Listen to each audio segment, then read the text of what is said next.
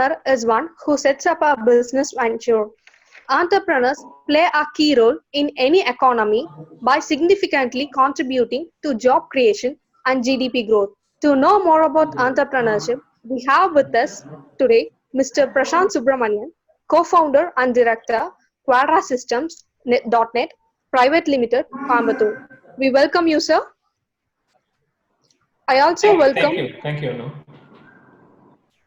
welcome our beloved director, Dr. AGV Narayanan, Chief Executive Captain Sindhil Kumar, faculty members, students, and participants from other institutions. Now I request my friend Shanmugapriya to introduce the speaker. Good morning, everyone. Mr. Prashanth is a co-founder and executive director of Quadra Systems .NET Private Limited, one of the India's most well-known private and public cloud solution providers. He is also the first recipient of Microsoft's prestigious Global Sales Excellence Award, which recognizes technical skills and solution capability from industry experts from about 160 countries. Mr. Prashanth has been recognized by Coimbatore Management of Association with the Best SME Entrepreneur Award. Rotary Coimbatore has also conferred Quadra with a Professional Excellence Award. He and his co-founder Nagaraj were conferred Rising Stars of PSGIM Award during the Golden Jubilee function of PSG Institute of Management. He is a president of Coimbatore Management Association and vice chairman of PSG Management Alumni Association. He also serves as a vice president of IAMCP International, the world's largest community partners of Microsoft. He is also an active member of Zonal Council of Confederation of Indian Industry and served as the chairman of Confederation of Indian Industry's flagship event. Mr. Prashanth graduated in Applied Sciences from PSG College of Technology and also went to do his master's in Business Administration from PSG College of Technology. He enjoys reading, photography, and driving. I welcome you, sir. I now request you to take over the session. Thank you, Shanmugapriya. Thank you, ma'am. So shall I? Yes, Dr. Sangeeta, please go ahead. All yours. So good morning to one and all present here. So before starting, CMA and DJ have got a very close bonding after Dr. Narayanan sir has joined the DJ. So we cannot separate DJ and CMA. So here to start with, we have a very eminent person with us today for the interaction, right? Sir, I mean, there is nothing more beautiful than someone who goes out of their way to make life beautiful for others. So having a great concept is not enough. So being an entrepreneur requires special drive, perseverance, passion, and a spirit of adventure, right? You have been conferred with Rising Star of PSGIM, Best SME Entrepreneur Award by CMA, and Professional Excellent Award by Rotary Coimbatore. So first to start with, can you tell us something about Mr. Prashanth Subramaniam, which we are not aware of? All right, that's a good question, right? That was a googly, the first question. Thank you, Dr. Sangeeta. Thank you. We know you're a good batsman. Right, so the batting starts. Now, that's a good question, and I think it's a good way to probably break the ice and talk about what is not. As a person, I'm probably more of a private person, and I'm pretty focused on my activities, which is reading or photography. And like I mentioned, like you mentioned rather in the introduction, I love driving. So it's one of my most relaxing things to do. If I need to clear my mind, going for a drive helps me to think and focus on what I need to do. So even during the lockdown period, one of the things I used to do every day evening was to go for a ride. There's no point. It's not to go anywhere, but it just helps me to focus, clear my mind, and then when I come back, I have like 5 or 10 things that I think, yeah, these are the things I should be doing, and this is what I should do. So then I get really active when I come back. So that's my probably something that only people who are close to me know, but generally people don't know about that. So nice to hear from you, sir. Okay, now going with the formal questions. So Quadra has been the unique distinction of winning 38 global awards for technology, innovation, and 32 national awards consecutively for 15 years. So how do you feel that moment when you received so many awards, and particularly from Satya Nadella, or what is the consistent success mantra for the Quater system? All right. So maybe I'll take you a little back. When 20 years back, when we just started out as a business, and I remember attending a business conference in Bangalore, a large business conference. This is a national level conference, and we had just started our business, and I was even getting an invite to attend the conference was something of a privilege for us those days. And I remember calling my co-founder and partner Nagaraj, who's also from PhD, and telling him that evening during the awards night, wow, it was so wonderful, Nagaraj, to see so many people receiving awards and getting recognized for the work that you do. It was really inspirational, and I hope that one day we will also get the chance to go on stage and receive an award. And that kind of sparked or inspired us that, okay, if we are a company, then we need to make sure that we stand out and set some parameters that really keep us out or away from the normal crowd. And probably that sparked the award-winning spree. And we didn't think national, we went global. So every year we won global awards. In fact, even today morning, we just, so this is not yet to be announced. I will announce it. It will be announced the second week of July, but we've received another 2 global awards, but publicly we will make it known in the second week of July. So the email just came early in the morning. So it's been now 16 years of winning awards continuously, and that too on a global stage. National awards obviously have been enough and more, but what I'm really proud of is the fact that in an industry like technology, where things change every year, every 2 years, 3 years, the entire paradigm changes, the entire landscape changes. It's not easy to keep up and be relevant as a business. And these awards, are kind of a testimony to the fact that we have been staying ahead of the curve. We have been able to do what is relevant for our customers, do what is relevant in terms of what the directions the industry is heading. And they've been a really reinforcement of the fact that, yes, we are headed in the right direction. And if you ask me about the feeling of receiving these awards, I think every award is special. So I remember the first award we got, and the award and the feeling that I had this morning when we learned that we had 2 more to our kitty. It's the same. Right? It's the same joy, the same experience, and nothing changes because you are in an industry like us, which is constantly shifting. I think every award is special because it's not that just because you want 2 or one, you're going to be guaranteed of the next one. So the competition in our industry is intense.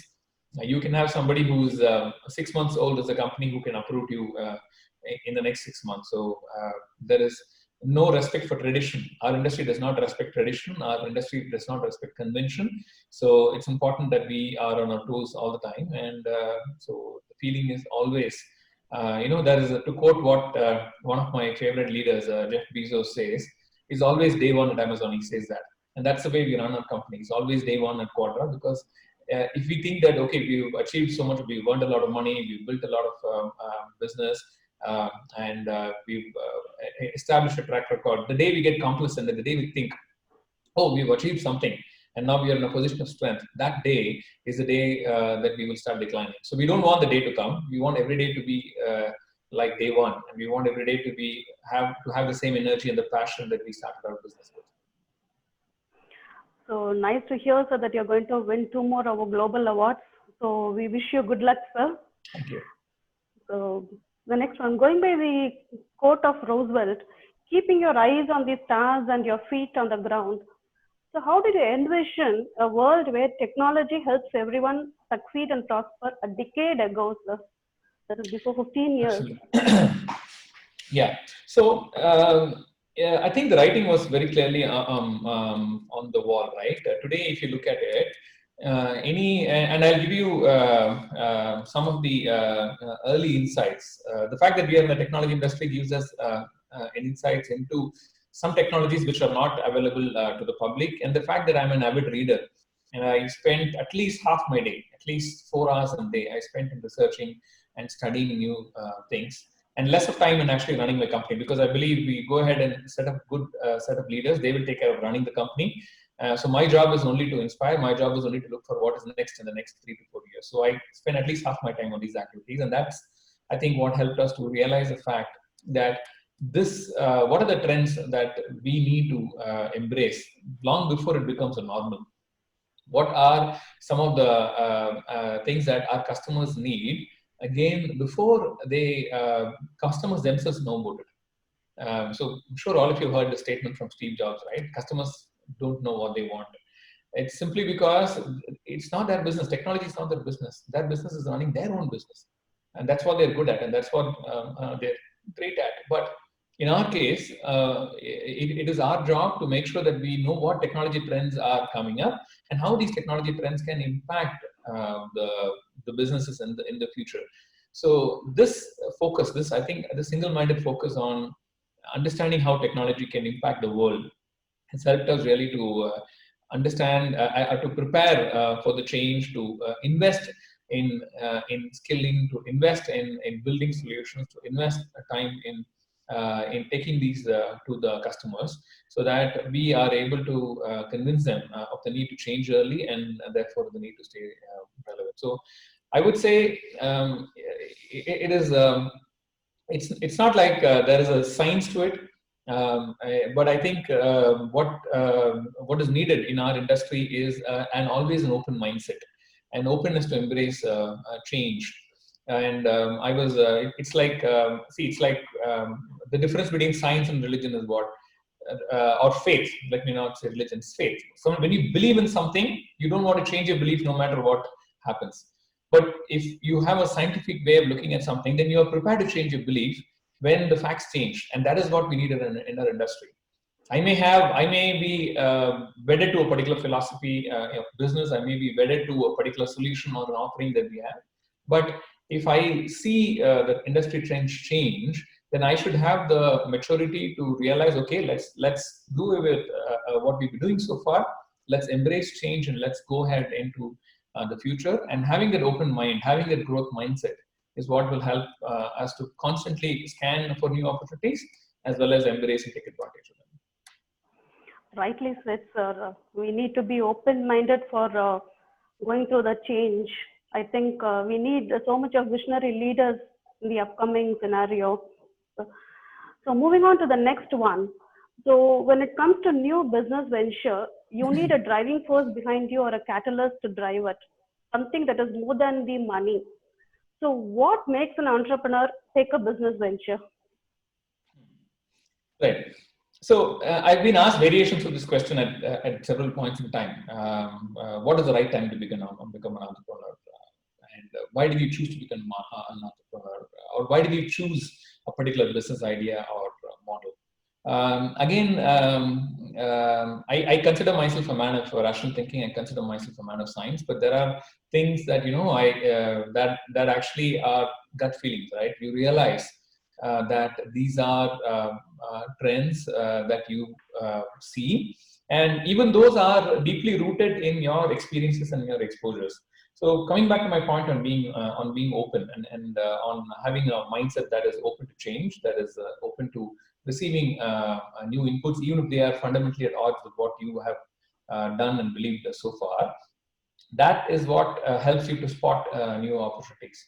So if you believe that, yes, this is an opportunity that whose time has come, or whose time is going to come rather, then you have to have the courage and conviction to go all out for it and make sure that you build it up.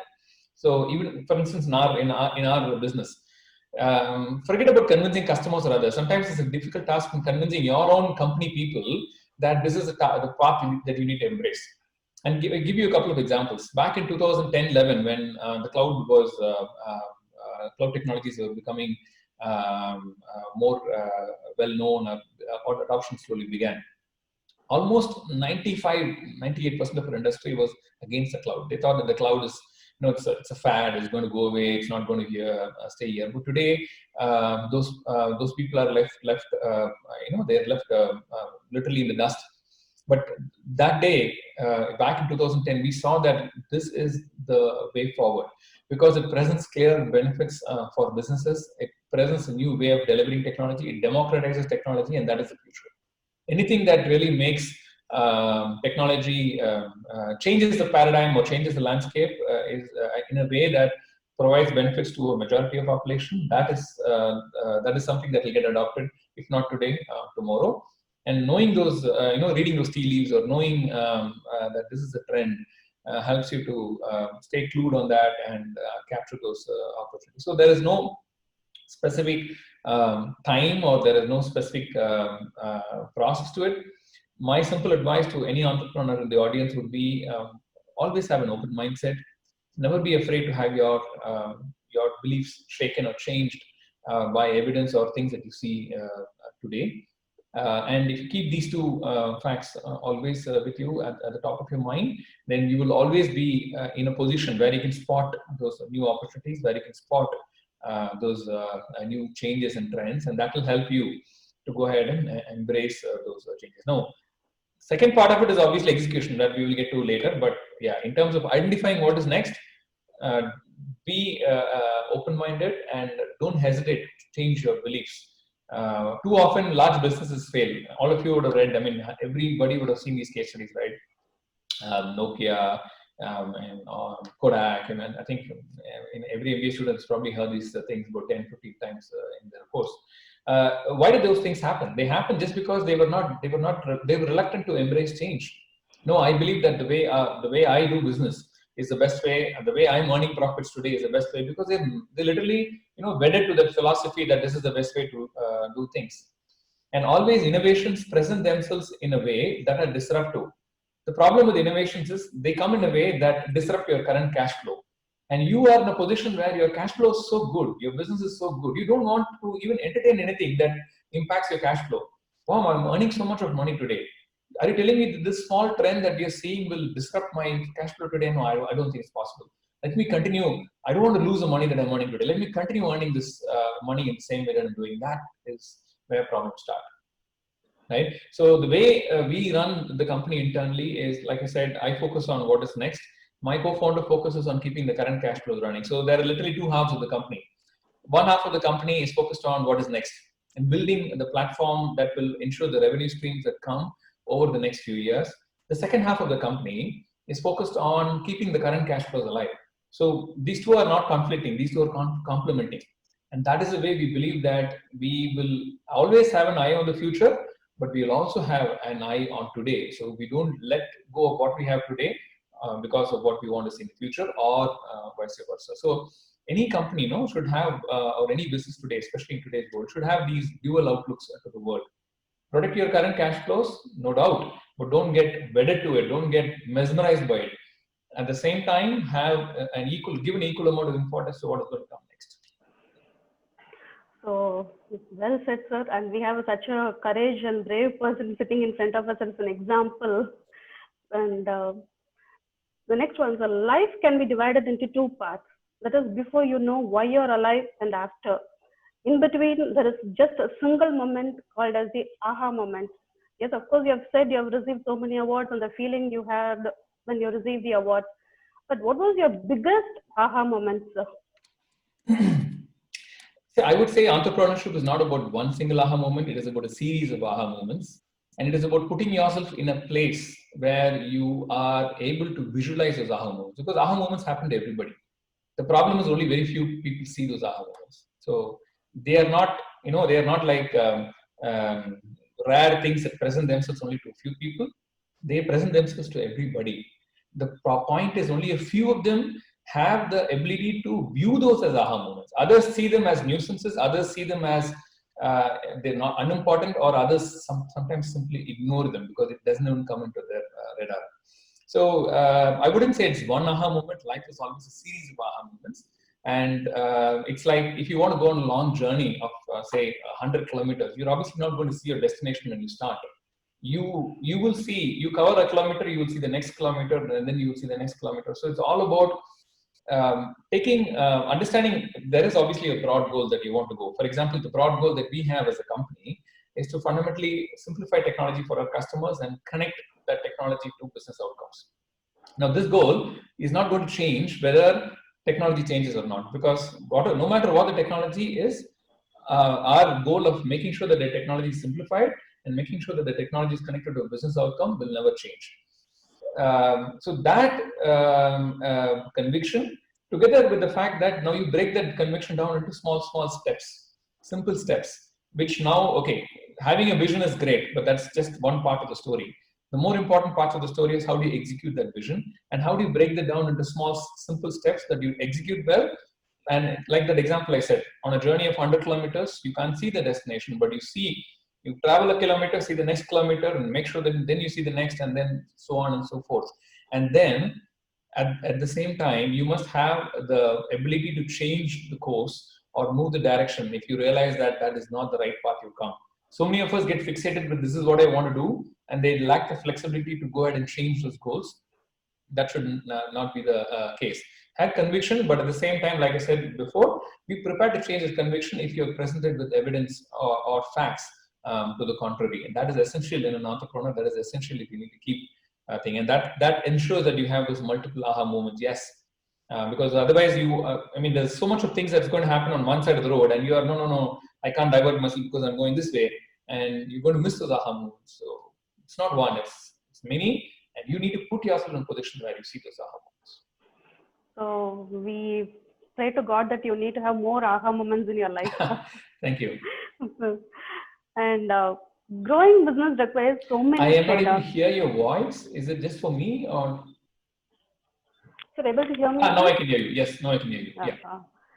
So growing business requires so many trade-offs. So according to you, what is non-negotiable as an entrepreneur? All right. I think what is non-negotiable as an entrepreneur is first and foremost discipline. And when I say discipline, there are multiple facets of discipline. There is personal discipline in terms of how you work and think. There is fiscal discipline in terms of how you manage finances for your company. And there is that discipline is gone. And the second is obviously, I would say, is empathy. Why empathy is important? Because empathy helps you to build and retain teams. There is very little that you as an entrepreneur can achieve by yourself. It requires a team that is committed to the cause that you strongly believe in. And if you don't have empathy, you will never be able to build up a team that will believe in the cause and execute it the same way that you believe in. They're just going to be employees. They're not going to be who will shift because they see a better salary or a better package anywhere. They're not going to be people who believe in a cause that you believe in. So discipline is important. Empathy is important. And the third thing I would always say is, it's ethics.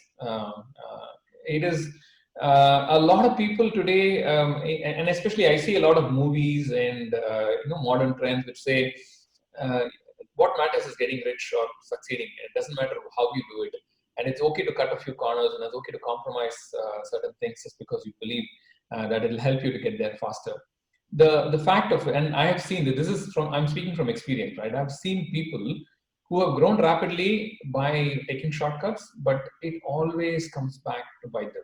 It always does. And I've seen enough and more. It will give you temporary fixes. It's like taking a drug, right? A drug makes you feel happy, but it comes at a great cost and it destroys your life. Whereas if you get happiness with the right reasons, and that might be a slow path, that might be a much more arduous path, but at the same time, that is something that's lasting.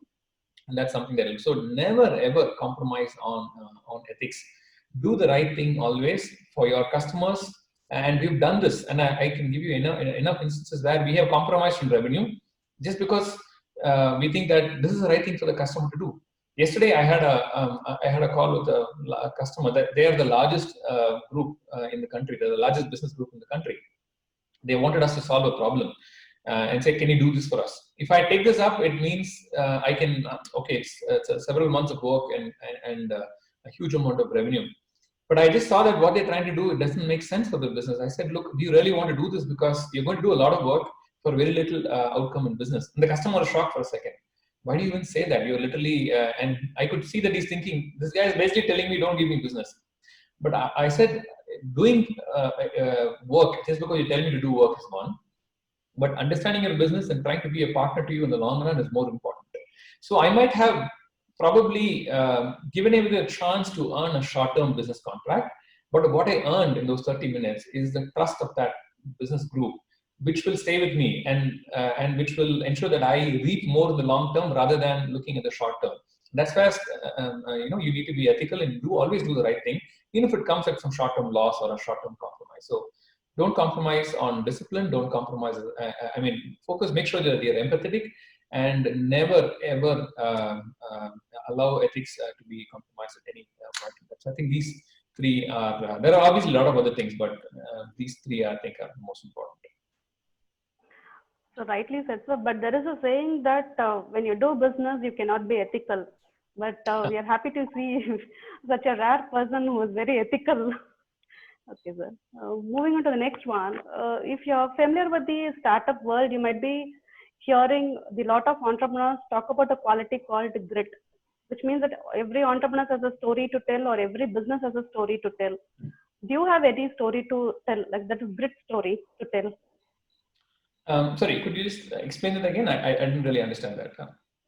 Sir, if you see the entrepreneur world, every entrepreneur or every business has a story to tell. They call it as that quality. They call it as a grit quality. So, do you have any? Oh, grit. Okay, grit. Right. Okay, grit. Yeah. So yeah, and grit goes back to one of the points I said earlier, right, about discipline.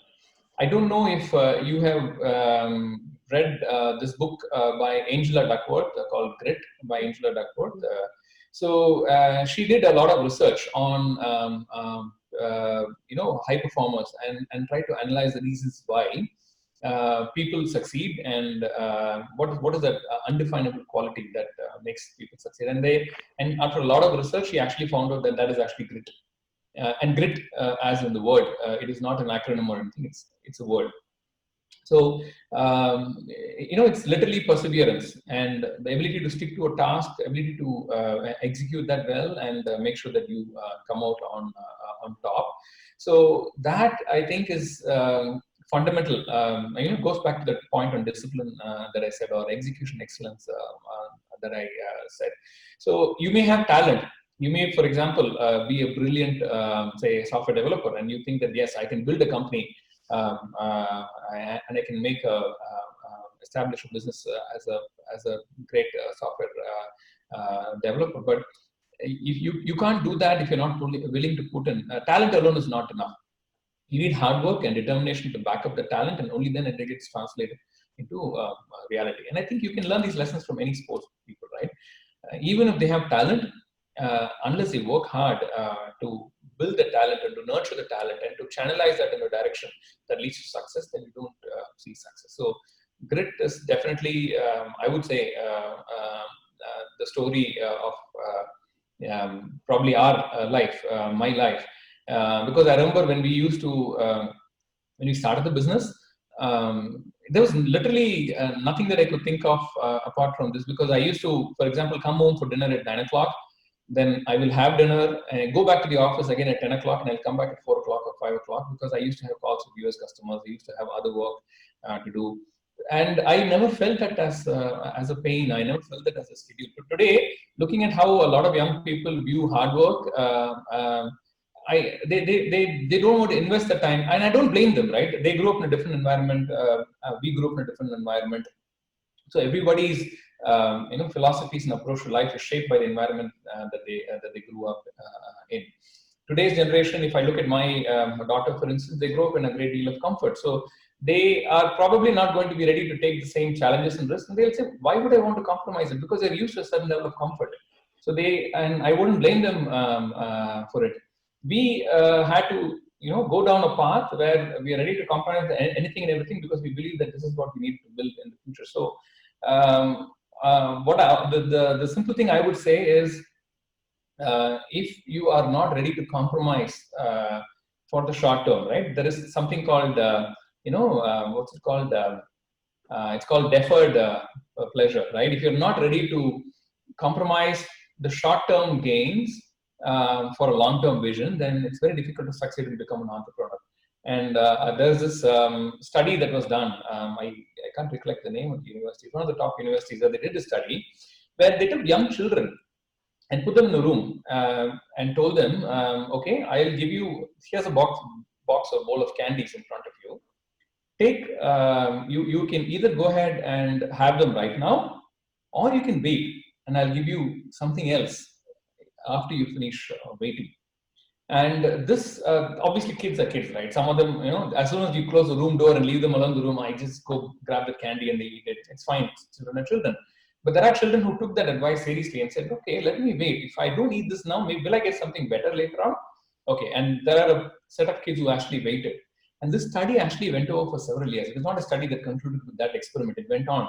And they tracked these people, these children, as they grew and established careers. And then they found out that the people who are actually waiting, ready to wait or to defer their immediate pleasure, were the people who actually succeeded in life, because those are the people who are willing to invest and then look at a longer term benefit in the long run. So that is probably the story that I would like, because and that's that applies to us, because when all my classmates went and worked for MNCs, they were all, a lot of them went to the US.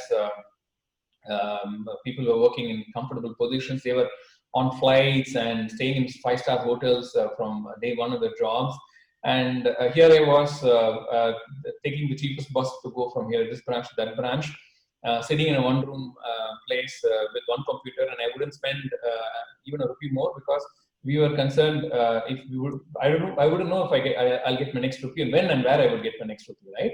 Until I built up that thing. So we compromised a lot in those days, because we believed that okay, later down the line we will have more success. So the ability to do that is critical for an entrepreneur if you want to succeed. If you want to blow up money just because you see money initially, then that is not a strategy for the long term. So that's probably a story I would like to narrate here. Okay, fine. Obviously, yes, this is the one quality which is lagging in the current scenario with the people here. Now, moving on to the next one, as we all know, the emergence of COVID-19 has brought the entire world to a standstill. Right? So we understand that this health crisis has brought an unprecedented impact on the business across the industries. So during this pandemic, what drives you keep going when it's really tough? Or how do you prepare yourself for this new normal, sir? Okay. See, a lot of people say COVID has brought about a new normal.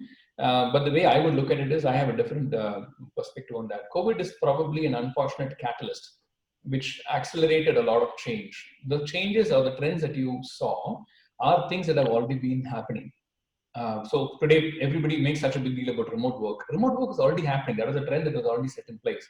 COVID became the catalyst and accelerated what would happen over the next couple of years into a few months. But then the trend or the direction was already set in place. Every organization needs to have a digital strategy in place, because that's how business is evolving. Earlier, a business used to be valued based on the assets it had, based on the actual business it drove. But if you look at all the modern businesses today, are they valued on that? They're not valued on those parameters. They're valued on an entirely different set of parameters. And they built their businesses not on physical assets. They build their businesses on assets that are much more intangible in nature, like customer reach or influence or data. These are the new terms, or these are the new assets based on which businesses are built. So the COVID, I would say, is merely a catalyst that has enabled such a thing to happen. And businesses should have already been thinking in these directions, thinking about a digital strategy, thinking about transforming their business and automating their business, or adopting a much more flexible work strategy, because then you can cater to a talent pool across the globe. You're not restricted by people in a particular region or a country. So COVID has been an unfortunate catalyst, is the way I would look at it. And the way we, and this is not to, kind of trivialize the impact that COVID had. Obviously, it's been an unfortunate incident, real misfortune that has caused grief to millions of people across the globe. That on a human level, that's an entirely different discussion. But I'm trying to focus on the business side of things and look at what it means for an entrepreneur. And if you're an entrepreneur, a time like COVID is probably the best time for you to think of starting a new business, because historically, if you look at it, any recession or any episode where you had disruption is at the time new business models have flourished, new paradigms have come, because the acceptance level. Do you think people would have accepted work from home if not for COVID? So if you're a startup focused on work from home, you have your sales pitch is done. But if you try to do this, let's say COVID did not happen, and then if you're a startup saying, okay, I'm advocating work from home, will you listen to me? Companies will take, haha, what are you joking? Please go take a walk. I will continue. I'm buying another floor in the same building where I have, because I want more people to stay in the office and work from my office, right? So today, entrepreneurs need to look at the opportunity side of things. And there is this quote from this Chinese philosopher, right, Lao Tzu, who says, the roots of good fortune lie in disaster. That's the philosophy that an entrepreneur needs to look at, because that's where you will be able to get that critical boost. And that's also a time when it tests the resilience of people. So the people who don't have a strong conviction are the people who will crumble. But people who do have that philosophy, who do have that drive and energy in place, are the people who will succeed. So therefore, the ability for you to set a distance between you and the rest of the competition is much more. So you have to grab that opportunity and look at it as a positive way, rather than as something that, okay, I can't do anything, because don't take a a pessimistic view, or don't take a sad view. Don't take a victim view of this entire thing. Take the situation, turn the situation to your advantage is what every entrepreneur should look for. And it also is a great time. I'll again go back to that empathy point that I made. We understood that this has a lot of impact for our people. So our people were the first priority for us. So we took a lot of trouble to make sure that our people had access to quality information. So we compiled a whole dossier of documents saying that this is what people need to do to stay safe. This is what people need to do to ensure that they keep their family safe. And we gave them tips and advice. We make sure that insurance policies were updated to cover early on. Insurance policies were updated, so every one of our people have coverage. We did not decrease salaries. We were one of the few people who actually paid more. We actually increased salaries for our technical people 25%, simply because we believe that they're putting in more work. We started a hashtag called Heroes of Quadra, and we understand that people now are making their contributions to the company in a time where it's a personal turmoil for them, right? Because working at home is not easy. You got to manage children, parents, noise, and disturbance. In spite of all those personal challenges that people are putting in work, you got to appreciate more than anything else the effort that they put in and recognize that. So every day we used to post we used to have hashtag Heroes of Quadra, and we used to highlight the work that people used to do, and stress that these are the sacrifices that they made, and that's why we're so thankful to, for them, and that motivated the team a great deal. We announced cash rewards. We gave them work, allowances to go ahead and buy things if they wanted to do for work from home furniture. We even put up an emergency fund. We deposited salaries in advance. So during those COVID period, we deposited salaries 2 weeks in advance, because we believe that if people are relocating and need to get things done, 2 weeks in advance we deposited salaries for those 3 months. Apart from that, we set up an emergency fund on with digital cash like Google Pay or Paytm, so that if people needed access to money in an emergency, we empowered that, okay, anybody needs money, please contact this person in the admin team and he will transfer that amount of money to you instantly. And you have access to that, because we do not want our people to ever have that mental pressure, because that will prevent them from functioning effectively. We said, we will shoulder that responsibility for you, we will protect you, but make sure that you stay safe, you keep your family safe, and the rest will obviously fall into place. So that's how we approached the pandemic. So we looked at the opportunity side of things. We were empathetic, and we made sure that we took care of our people as well as our customers. A lot of things that we did for our customers that were actually free. I said, it's fine, we will do this for you free, because I want to invest in the bank. No, it's like a bank. You invest in that bank when people are down is the time when you need to invest that effort, and then make sure that will give you returns for the entire remainder of your life. Because people will never forget what you do to them when they're in trouble and when they need help. That is, and having the mindset to go ahead and make those investments is what will distinguish you from an empathetic leader from somebody who's just focused on bottom lines and profit. So this is the one quality that differentiates the successful entrepreneurs from the others, sir. I hope you would remember the statement which you made during the last session held by Ajit Kumar Gopalakrishnan. Rather than winning the customer first, you need to win your employees first. Yeah, you must win in the workplace before you win in the marketplace. Yes. And sir, moving on to one tricky question. What type of questions would you ask an entrepreneur if you were interviewing a person? You know, I would probably be asking negative questions. You know why? There's a saying, no, wise men learn from others' mistakes. Wiser men learn from, wise men learn from their mistakes. Wiser men learn from others' mistakes. So I'll always ask, what are the mistakes you made and how do you think you could avoid them? That's what I want to know. Right? That's definitely the first question that I will ask. The second question is, how do you handle adversity and difficult situations? It's easy to manage when things are going good, but how do you handle adversity and how do you handle when things are not going your way? What do you do? That's an answer that I would love to have. I will also probably ask them, when do you think is the right time to give up on an idea? That is it looks like a negative question, right? Give up on an idea, but you need to know when to give up the current path you're pursuing and then focus on you, because focusing on something that doesn't have a future, again, those examples, right, those Nokias and Kodaks of the world happened because they were so stuck to their current model and their current worldview that they refused to see the transformation that is happening outside. So it's very important to know when to give up something and then when to focus on something else. The other questions I will probably ask them on building a team, building good leadership. How do you do that, and what are your tips and tricks to empower your people to build good leaders? That's another question that I would pose. And identifying the next big thing. How do you think, or what parameters you use to identify something that is your next big thing that you want to invest in, and what would you do, and how would you formulate a strategy to go ahead and achieve that? I think these are a lot of them are negative, but those are the answers I want. Thank you, sir. So before moving on to the next question, we will have a small rapid fire round, sir. So you need to answer Right. either in one word. Series of googlies. Series of googlies. You need to answer either in one word or in one sentence, sir. Just few questions. What's your management style? Sorry, what's your management? What is your management style? Empathetic. Empathetic.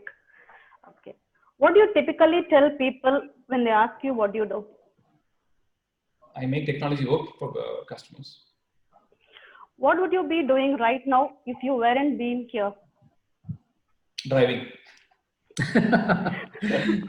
Unexpected answer, sir.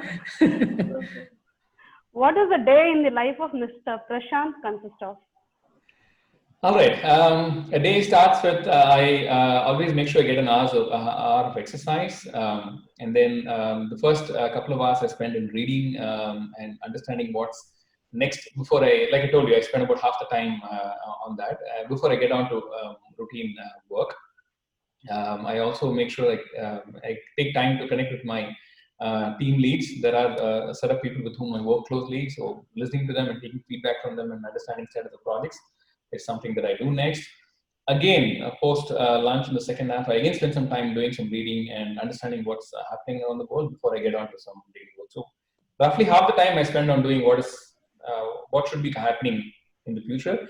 Half the time I spend on taking care of things that are happening currently. But and a big part of that is obviously handling the team. I mean, working closely with the team members that I work with the most. So what is it one thing you fear about being an entrepreneur? How do you do it is probably the one thing that I hear, because there are so many challenges. Okay, I'll restrict it to one question. Yeah, I'll not qualify that answer. How do you do it is what I hear all the time. Fine, sir. So now we'll move on to the formal questions, sir. Okay, fine. According to BCG report, China is in a V-shaped recovery, followed by Japan, Korea, Hong Kong, and Singapore. are also following the same pattern, right? Whereas your Europe and US are following, or they are talking about flattening the curve. So what do you think will be the recovery shape for India? What is your opinion?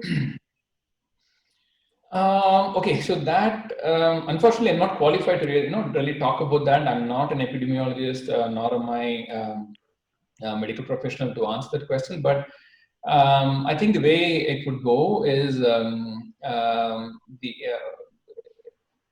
it is people will have to learn to live with this for the next year or two, right? That's the simple fact. This is not going to go away anytime soon, and there is no need to panic because you see more cases. More cases will happen. It's important, but doesn't mean don't panic. Doesn't mean I'm saying be casual. I'm saying be careful, but at the same time, don't panic.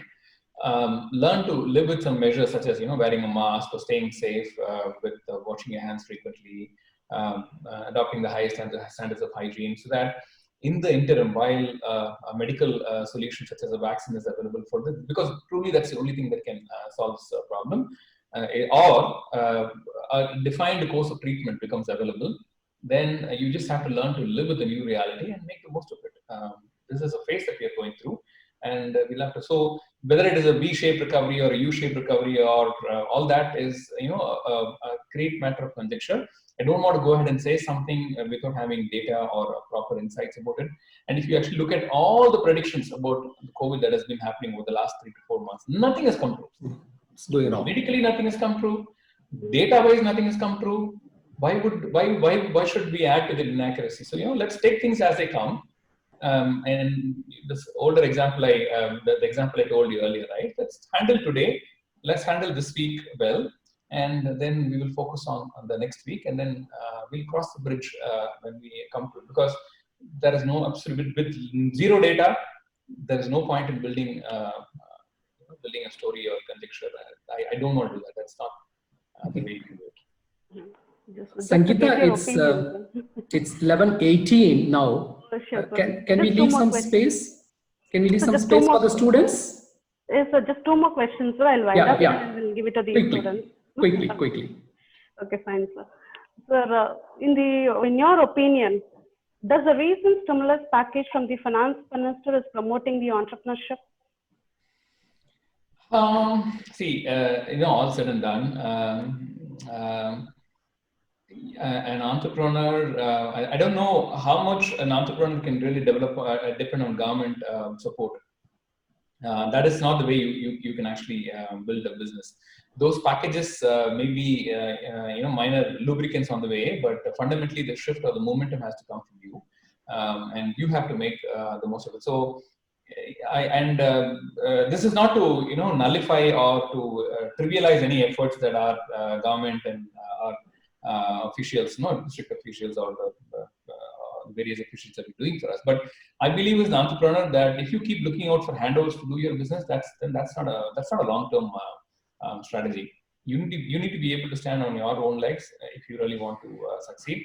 Our philosophy is simple. We have never ever dependent on any sort of assistance from the government for anything. Even our own parents, we never took money from our parents to start business. Whatever money that we have in a business, we generated on our own and built it step by step. I think that's the only way you can do it. I'm really not convinced by this package approach and this push and this drive. It means nothing if you don't have the conviction or if you don't have the essential qualities to succeed in your line of work. So finally, sir, what is that one advice would you give for our students? The advice I would give for students today, I think I'll just repeat what I said earlier, is have that open mindset. Careers that are of the future are not going to be careers that you saw in the past.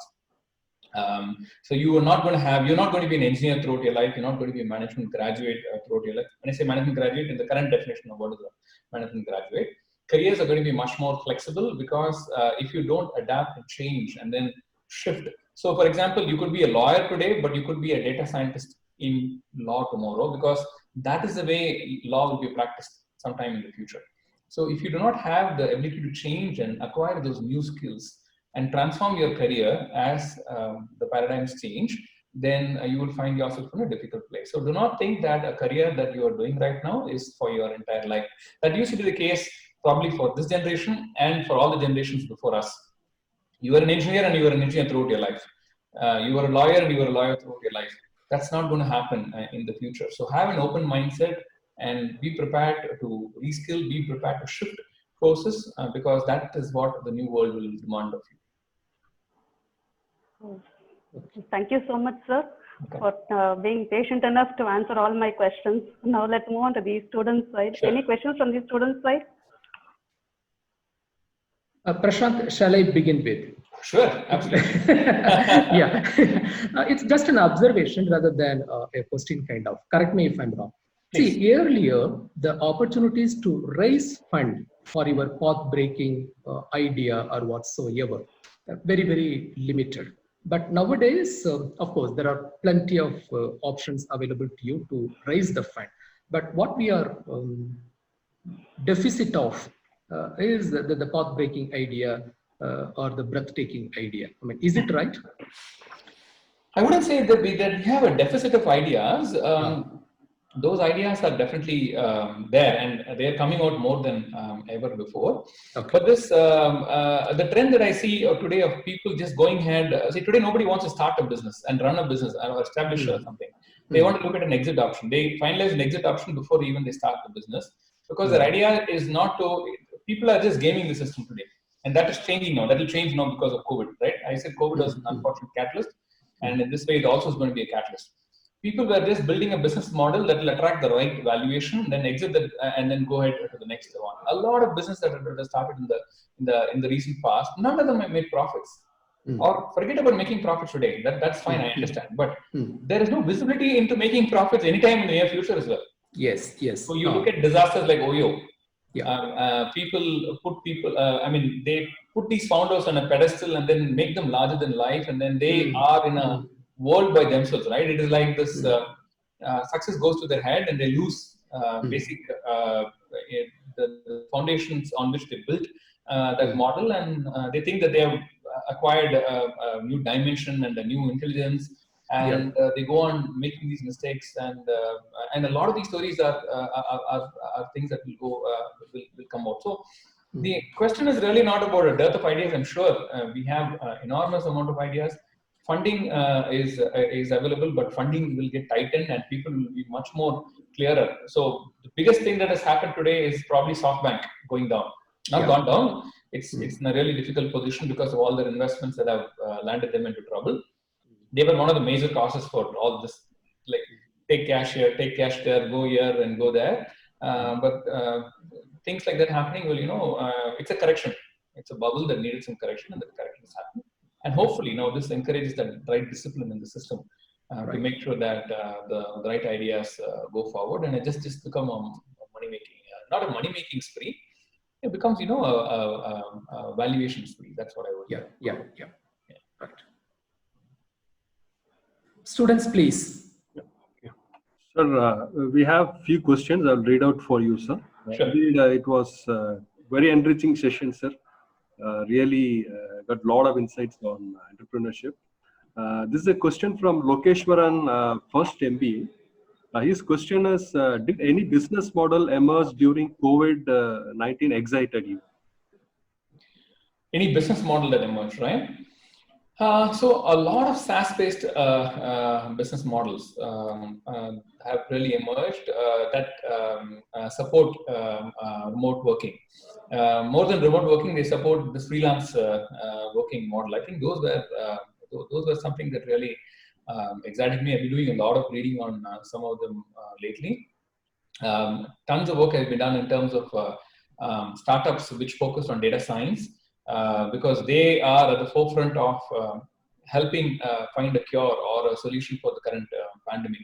So these are areas, healthcare, remote work, because remote work is just not about working from home. It is about fundamentally changing the way that people employ. So if you don't need to hire a person at a high salary in Bangalore. He could be sitting in Assam at a fraction of the salary. He's happy because he's staying at home. You are happy because you're getting him the lower pay. And technology is enabling that to happen. So these remote work startups have really flourished in the past. I think so. healthcare and remote work startups is something I'm really tuned into. Okay. Thank you, sir. We have one question from Professor Nambi. Sir's question is: India is definitely a force to reckon with as far as software is concerned. How equipped India is to wage cyber warfare with China, as people say Chinese cyber warfare is imminent? So India is not really the force in software as it is made out to be. A lot of the work that we do is just low-level coding work. We have a serious shortage of true software startups. So we have Freshdesk or Zoho, who are the only, and maybe to a limited extent Tally, who are the only SaaS-based startups that have succeeded. What work that companies like Infosys and Cognizant do is just digital housekeeping. It's low-level coding and not really.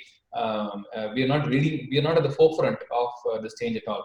We are severely lagging behind on innovations such as AI. We are at single-digit percentages or fractions of what the world is doing. Countries like China have gone to an entirely different level. So, and a lot of that is to do with our current education system. We don't encourage students to innovate and think out of the box. They just are focused on execution, and then they can do low-end code. This is a serious challenge that India is facing. And coming to your point on cyber warfare, I think all this builds up, right? We really don't have the kind of talent. I mean, we don't have security products. We don't have that kind of coding or engineering talent in India that can help manage. So this is definitely going to be a challenge for us. But the problem, the point I'm trying to make is it is bigger than cyber. It is just not cyber warfare. It is so many other fields. We are not there on AI. We're not there on cyber warfare. We're not there on data sciences. So many places where we're lagging. Thank you, sir. We have one more question from a student from GRD Academy of Management. His name is Durai Seturaman. How to plan for business, sir? This is his question. That's a very broad question. How to plan for business? I don't know how. Honestly, I don't know how to answer it because there are n number of directions I can take that. Is that if the person is on the call, can you just clarify that question a little bit more so I can answer it better? Let me just put him, sir. And maybe I can go on to the next question and he can respond back. Yeah.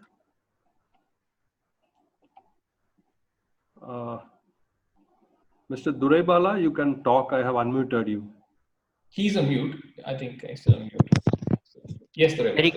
Good morning, sir. Good morning, Durai. How to plan for business, sir? It's area based or something, sir? It is what, Durai?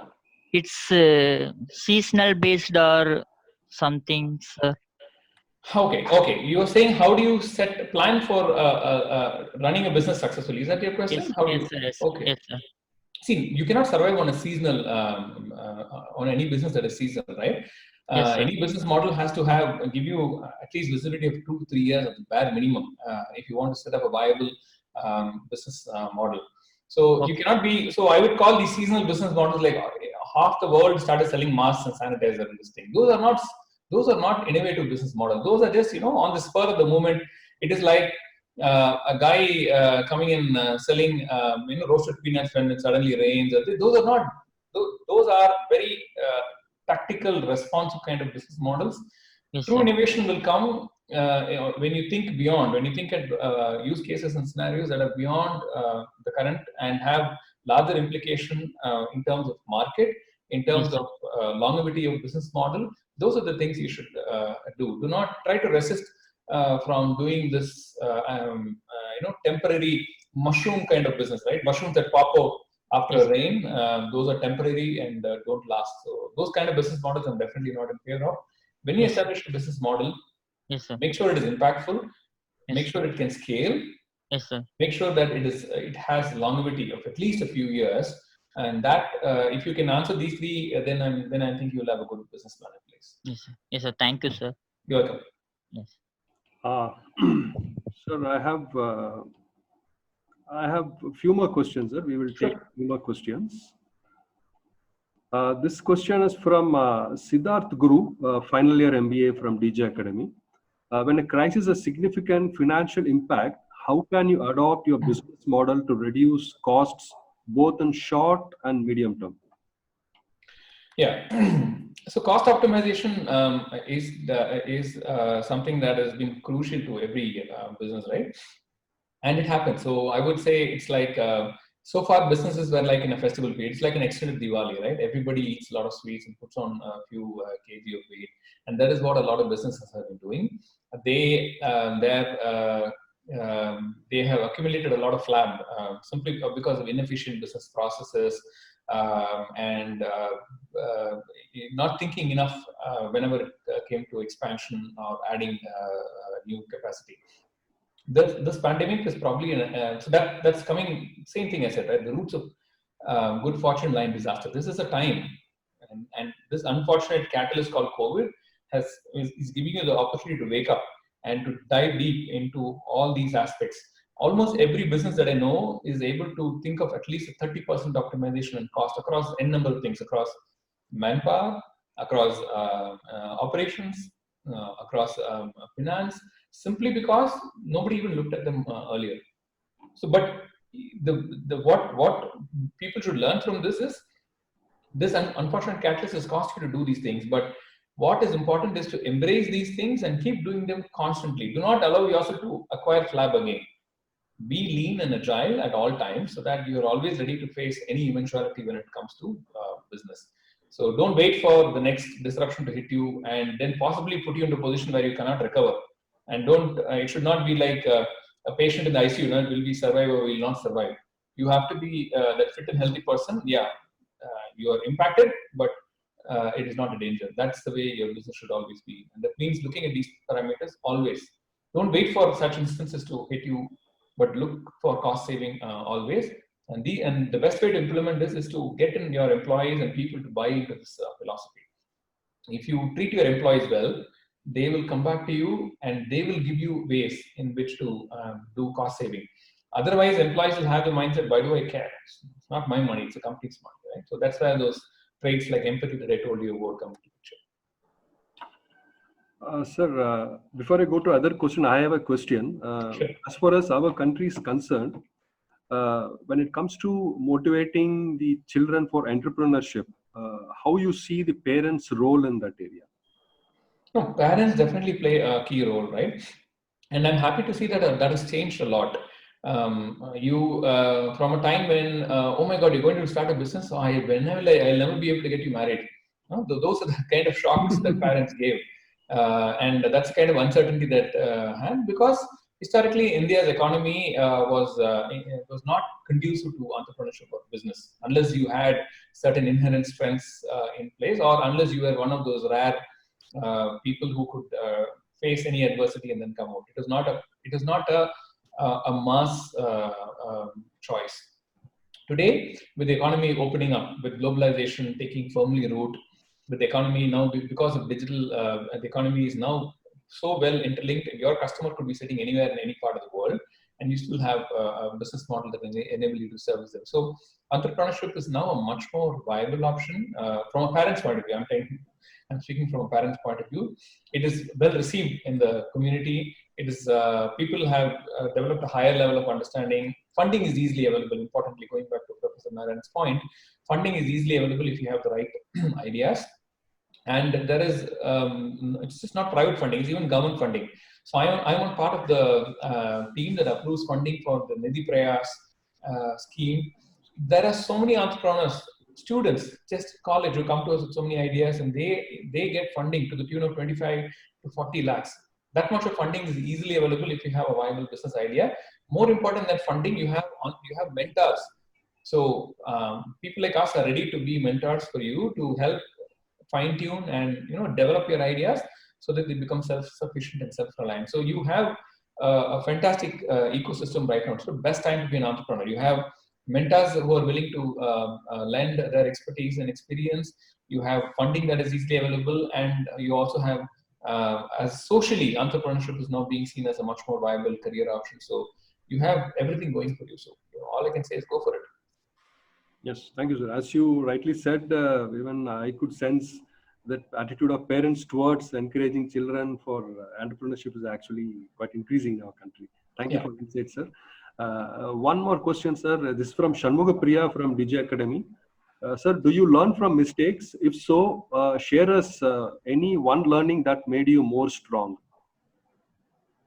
Yeah, mistakes, definitely yes. Which is why if you, going back to the question from Dr. Sangeeta, what is the question that I'll ask an entrepreneur? I'll definitely ask what are the mistakes you made and how do I do them. So we made a lot of mistakes in our career, and we will continue to make them. We cannot avoid making mistakes. We can minimize the mistakes and we can minimize the impact. Some mistakes that we made in the past are fundamentally around the area of, I would say, failing to set proper processes in place. Right? We didn't have processes in place which helped, which hampered expansion and growth. Today we learned that putting systems and processes in place is important. And why did we think it was not important at that time? Because we thought, oh, I should be running the business and getting revenue instead of worrying about sitting and doing processes, right? That was interesting those days. But I realized that today I realize if I could go back, I would have put those processes in place earlier than I did, because that would have enabled me to scale out faster and grow faster. So that is definitely one among many mistakes that I have made in my career. And you will make mistakes as an entrepreneur. Mistakes are not wrong. Mistakes are not a problem. Just make sure that the mistakes you make don't put you in a position of no return. That's all. And for that, you need to have the resilience built in. There's nothing wrong with making, because if you're doing everything right, then you're being too conservative. That's the other way of looking at it. Somebody says, I never made a mistake in my life. Now I'll say, you've been too conservative. You've never taken risks in life, and you'll never grow beyond a point. It's fine to make mistakes. It's okay to make mistakes. Just make sure that you do that. You talk about a sandbox or a controlled environment. You have the resilience and the capacity to bounce back and learn from those mistakes rather than get consumed by those mistakes. Okay. Maybe we can take. Sriraman Hariprasad has got a question, I believe. Yes, sir. Yes, I will just take it, sir. Yeah.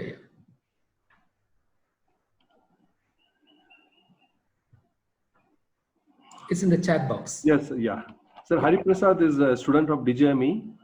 Yes, thanks for this wonderful session. And his question is, can I make a career out of freelance? Very much. Very possible. But it requires a lot of discipline. Freelancing is definitely a career option that has come out because of this current situation.